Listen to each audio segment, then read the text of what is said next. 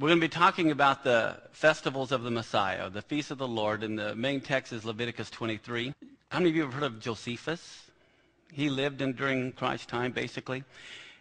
In his works, he recorded that Jerusalem's population was about 600,000 people at the time. During the festivals, because all the Jews from everywhere had to be there, at Passover, there would be 2.5 million people. They literally slew 250,000 lambs in one day. Can you imagine all of Pierce and King County in one little location back in those days? 2.5 million people. And it was a party. Even Passover was meant to be a great festive time and a lot of joy. So I just wanted to put us for a moment back in that time frame to begin with. Now, do you think any of this took the Father by surprise? Don't you think he had this all planned from eternity? Is God in complete control? He's, in his own foreknowledge, says, I'm going to determine what day my son dies. I'm going to determine what time he dies. I'm going to determine what songs are even sung at his funeral. And I'm going to begin from a Hebraic perspective to share with you things that you may not have known, but it has been around in Judaism for over 3,000 years. One of the things you're going to see, how many of you remember at the Last Supper, it says they sang a hymn and went over to the Mount of Olives? Remember with that? You're going to find out today what words to that song. They've sung the same song for over 3,000 years. You're going to find out exactly what those final words were that they were singing just before he was betrayed and rejected. So there's all kinds of Hebrew roots I'm going to be bringing out today. But the most important one we're going to start with is from Leviticus 23, 1 and 2 on your notes. And there's a reason for that. Whenever we hear the word feast, what comes to our mind? Food. But that's a very inaccurate English translation. Those of you that have Strong's Concordances are going to be able to look this up. Leviticus 23, verse 1 and 2. It says, the Lord spoke to Moses, saying, speak to the sons of Israel and say to them, the feasts of the Lord, which you shall proclaim, are holy convocations. Even these are my appointed feasts, or even these are my feasts. So the word feast, literally in the Hebrew, it's Strong's number 4150, and it means moed, and it literally means an appointment. It's like God had a day timer, and he says, okay, I'm making all the feasts that I'm going to present to Israel are literally going to be appointments in history when I will intervene. It's a fixed time or a season, specifically a festival, to fix upon by agreement or appointment, by implication to meet at a stated time to engage for marriage. Okay, so don't you think it's important if you're going to make an appointment with somebody, you both agree on when the appointment is? Especially if you're getting married. Don't you think it'd be good if your spouse knew? Kind of a good idea. It's a bad thing if you're not there for the wedding. So it's fixed upon by agreement, and it's a stated time. So everyone is aware of when the engagement is. So this is very important that we understand that. What this is here, these are the different time zones. Has anyone ever lived right on the border of a time zone? I used to live in Garden City, Kansas, right about here, worked down on Liberal. Several people had 2 clocks in their house. How would you like to live in one time zone and go 5 miles and live and work in another time zone? I'm serious. You never think of that unless you're actually living in those areas. People had 2 clocks. They literally lived in one time zone and worked in another time zone. That happens. Any city along these areas, it's like that. Unless you've experienced it, you have no idea. And so working in one time zone and living in another time zone can, be complicated, but you need to do it, don't you? Well, I'm telling you, there's a biblical calendar, and there is the calendar that we go by that Julius Caesar had clear back in Rome. Well, I want you to know God has a time zone, and then there's our time zone, or God's calendar and our calendar. It is very important that the church as a whole understands the biblical calendar. We need the Julian calendar because that's where we live and where we work. But it's very important we understand God's calendar as well. You'll notice in Genesis 1:14 on your notes it says, this is in the very beginning. God said, let there be lights in the firmament of the heaven to divide the day from the night. Let them be for signs and for seasons and for days and years. We understand for days and years, But what does it mean for signs and seasons? The word season there does not mean fall, winter, and spring, or summer.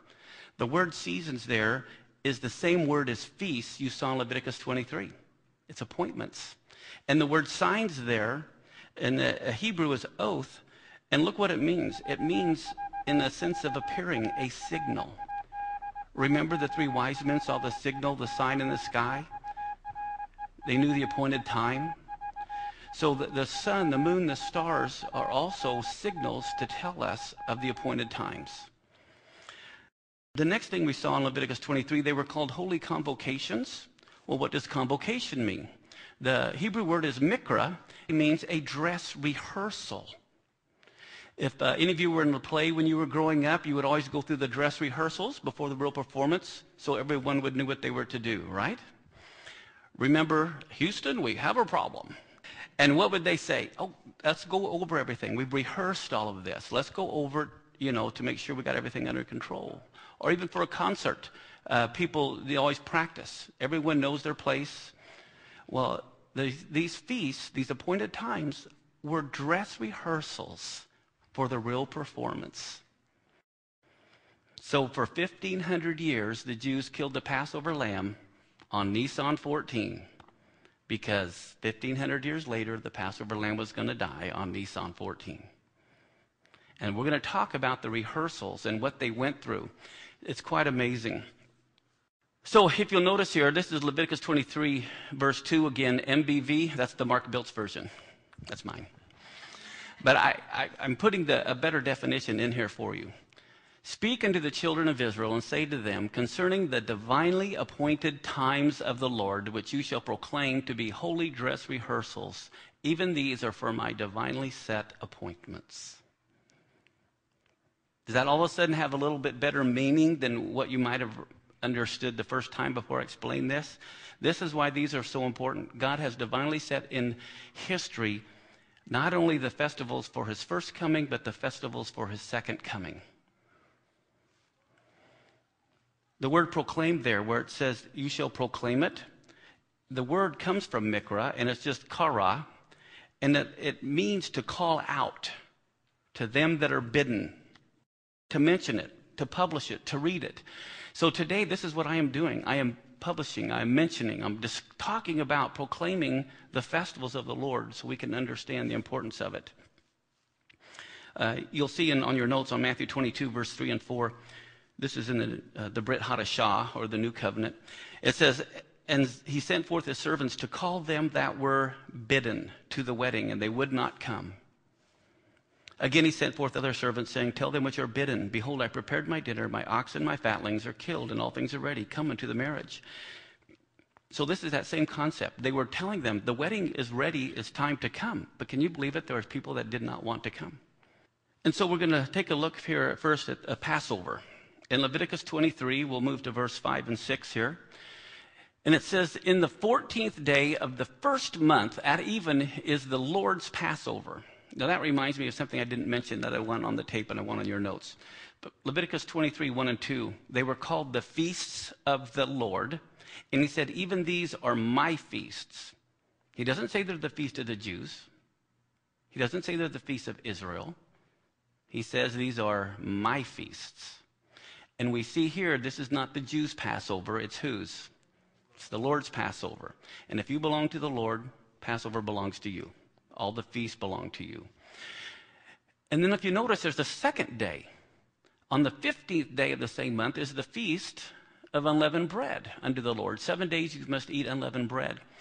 So we see there's Passovers on the 14th, and then on the 15th begins the feast of unleavened bread, and it lasts 7 days long. In Leviticus 23, 10 and 11, let's take a look at another feast. We just saw Passover and unleavened bread. And this is the next one. It says, speak to the children of Israel and say to them, when you come into the land which I give to you, and you shall reap the harvest thereof, then you shall bring a sheaf of the first fruits of your harvest unto the priest. And he shall wave the sheaf before the Lord to be accepted for you. And look at when it is. It's supposed to be on the morrow after the Sabbath, the priest shall wave it. So this is called the Feast of First Fruits. And in the spring, this was the barley harvest. And this feast literally fell within the Feast of Unleavened Bread. So Nisan 14, you had Passover. Nisan 15 began the 7-day Feast of Unleavened Bread. And then